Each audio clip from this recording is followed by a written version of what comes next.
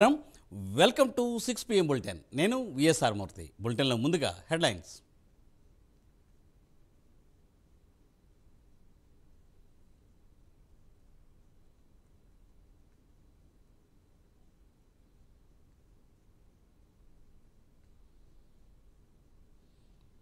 వివరాలు చూద్దాం. జహీరాబాద్ పార్లమెంటు నియోజకవర్గం అత్యంత వెనుకబడిన ప్రాంతం అన్నారు స్వతంత్ర ఎంపీ అభ్యర్థి గుర్రపు మచ్చేందర్. గతంలో జహీరాబాద్ ఎంపీగా పనిచేసిన సురేష్ షెట్కార్, ఎంపీ బీబీ పాటిల్పై మచ్చేందర్ ఫైర్ అయ్యారు. ఎంపీలుగా గెలిచి నియోజకవర్గ ప్రజలకు అందుబాటులో లేకుండా ఏమాత్రం అభివృద్ధి చేయలేదని మండిపడ్డారు. ఎంపీలుగా గెలిచి పార్లమెంటులో ఏనాడూ తమ గళం వినిపించలేదని విమర్శలు గుప్పించారు. తమ ఆస్తులు కాపాడుకోవడానికే రాజకీయాల్లోకి వచ్చారని చెప్పుకొచ్చారు. అందుకే తాను జహీరాబాద్ పార్లమెంటు నియోజకవర్గంలో స్వతంత్ర అభ్యర్థిగా పోటీ చేస్తున్నానని తెలిపారు. ప్రజా ఆశీర్వాదంతో తాను గెలిస్తే జహీరాబాద్ పార్లమెంటు నియోజకవర్గంలో అభివృద్ధి అంటే ఏంటో చూపిస్తానంటున్న స్వతంత్ర అభ్యర్థి గుర్రపు మచ్చేందర్తో మా నిజామాబాద్ ప్రతినిధి రాజు ఫేస్ టు ఫేస్.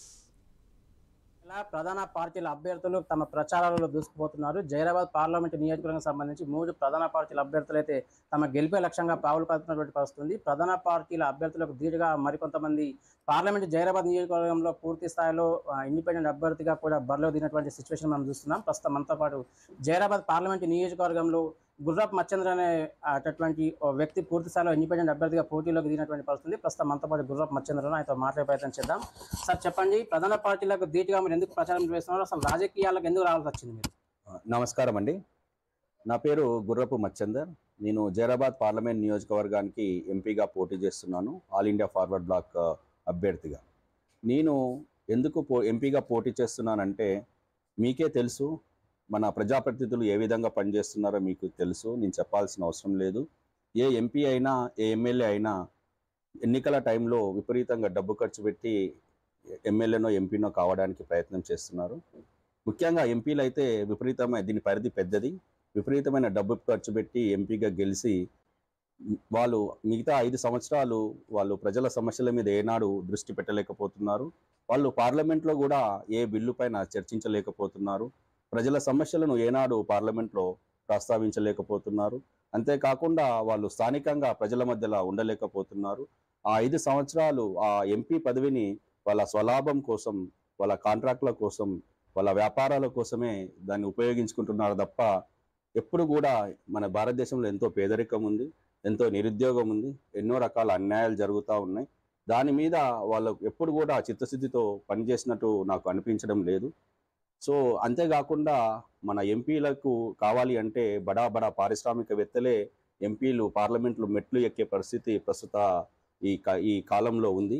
అది మార్పు చేయాలి. ఒక చదువుకున్న విద్యావేత్తగా మనం ధైర్యం చేసి ఎన్నికల్లో నిల్చొని, ప్రజాస్వామ్య దేశం, ఎవరైనా నిల్చోవచ్చు. ఎన్నికల్లో మన వాయిస్ వినిపించి మనం ప్రజల ఓట్లు అడిగి మనం గెలిచి పార్లమెంటు మెట్లు ఎక్కి నేను ప్రజలకు నిస్వార్థంగా సేవ చేయాలన్న లక్ష్యంతో నేను ఈ ఎన్నికల్లో నేను పోటీ చేస్తున్నాను. అంటే జహీరాబాద్ పార్లమెంటు నియోజకవర్గానికి సంబంధించి పూర్తి స్థాయిలో టీఆర్ఎస్ పార్టీ నుంచి కావచ్చు, ఇటు మరోవైపు బీజేపీ పార్టీ నుంచి ఇద్దరు కూడా, అంటే కాంగ్రెస్ పార్టీకి సంబంధించి 3 ప్రధాన పార్టీల నుంచి కూడా అంటే మహామహా నేతలు కూడా పూర్తి స్థాయిలో, మాజీ ఎంపీలు పూర్తి స్థాయిలో బరిలో నిలిచినటువంటి పరిస్థితుంది.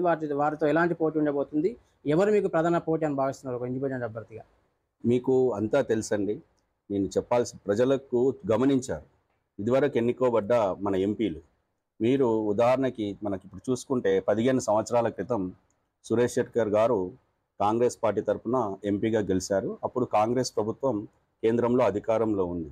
ఎంపీ అయిన సురేష్ షెట్కర్ గారు కాంగ్రెస్ ప్రభుత్వం అధికారంలో ఉన్నప్పుడే 1-2 అరకొర పనులు తప్ప ఏమాత్రం అభివృద్ధిని చేయలేకపోయారు. అంతేకాకుండా మీరు బీబీ పాటిల్ గారిని చూసుకుంటే 2 సార్లు పార్టీ బలంతో ఎంపీగా గెలిచారు.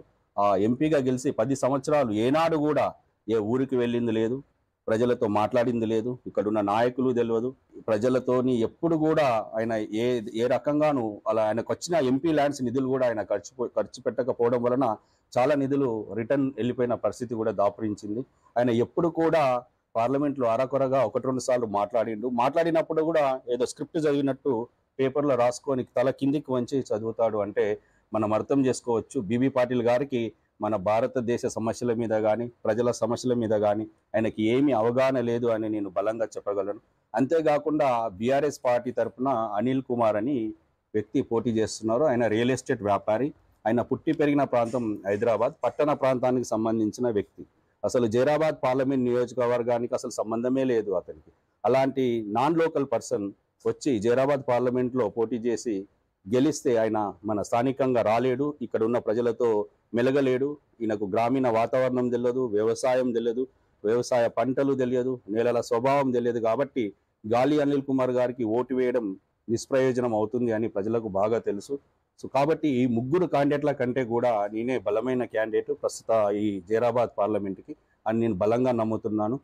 అంటే జైరాబాద్ పార్లమెంట్ నియోజకవర్గంలో 2014-19 ఎన్నికల్లో విజయం సాధించి 2 సార్లు ఎంపీగా కొనసాగినటువంటి బీబీ పాటిల్ పూర్తి స్థాయిలో జైరాబాద్ పార్లమెంట్ నియోజకవర్గంలో పూర్తి స్థాయిలో ఇంప్లిమెంట్ చేశాను, ఇన్ఫ్రాస్ట్రక్చర్ డెవలప్మెంట్ చేశాను, అదేవిధంగా కేంద్రీయ విద్యాలయం తీసుకురావడం జరిగిందని చెప్తున్నారు. అంటే మౌలిక సదుపాయాల కల్పనలో తన పాత్ర అమోఘమని చెప్పేసి ఆయన ధీమాగా ఉన్నటువంటి పరిస్థితి. దీనిపై మీ కామెంట్ ఏంటి? మీరే చూడండి ఎక్కడ కనిపిస్తున్నాయండి కేంద్ర విద్యాలయాలు. జైరాబాద్ పార్లమెంట్ నియోజకవర్గాల్లో బీబీ పాటిల్ గారు ఏమీ తేలేకపోయారు.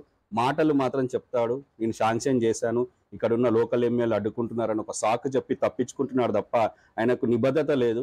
నిజంగా అదే పరిస్థితి ఉంటే ఆనాడే బీఆర్ఎస్ పార్టీకి రాజీనామా చేసి కేంద్ర విద్యాలయాలను ఏర్పాటు చేసి అప్పుడే బీజేపీలో జాయిన్ అయ్యి ఏవైతే ఆయన తీసుకొచ్చినా అని గొప్పలు చెప్పుకుంటున్నాడో అవి ఇక్కడ ఏర్పాటు చేస్తే చాలా బాగుండేది. 10 ఏళ్ళు పదవి అనుభవించి బీఆర్ఎస్ పార్టీ వీక్ అయిందనగానే ఇప్పుడు బీజేపీలో జాయిన్ అయ్యి కూతలు బాగా కూస్తున్నాడు. అతను చేసింది ఏమీ లేదు 10 ఏళ్లలో. అంటే జైరాబాద్ పార్లమెంట్ నియోజకవర్గంలో 2 ఎంపీలుగా పనిచేసినటువంటి బీబీ పాటిల్ అదేవిధంగా సురేష్ షెట్కర్ను టార్గెట్ చేస్తూ మీరు విమర్శిస్తున్నటువంటి సిచ్యువేషన్లో మీరు ఓటర్లకు అంటే మీ ప్రజలకు ఏం చెప్పదలుచుకున్నారు? ఎందుకు మీకు ఓటు వేయాలంటే ఏం చెప్తారు? ఎందుకు ఓటు వేయాలంటే వాళ్ళు ఏమీ చేయలేరు. ఒకసారి చూస్తారండి, చేయని వాళ్ళకి మళ్ళీ ఎందుకు ఓటు వేయాలి? ప్రజలు ఆలోచించాలి. 15 సంవత్సరాల క్రితమే ఆయన ఎంపీ, యంగ్గా అప్పుడే కొంచెం వయసులో ఉన్న నాయకుడు.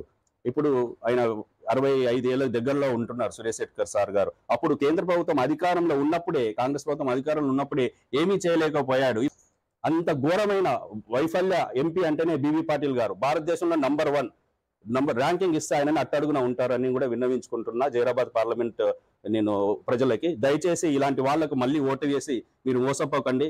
మనకు యువకులారా మీరందరూ ఆలోచించాలి. మీరు ఆల్రెడీ 10 ఏళ్ళు మోసపోయారు బీబీ పాటిల్ ద్వారా, సురేష్ షెట్కర్ ద్వారా కూడా మీరు మోసపోయారు. మళ్ళీ మోసపోకండి. మీరు కొత్తగా ఆలోచించి మనకి ఎవరైతే పనిచేస్తారో, మనకెవరికి నిస్వార్థంగా ప్రజల సమస్యలను పట్టించుకుంటారో వాళ్ళకే ఓటు వేసి గెలిపించాలని నేను కోరుకుంటున్నాను.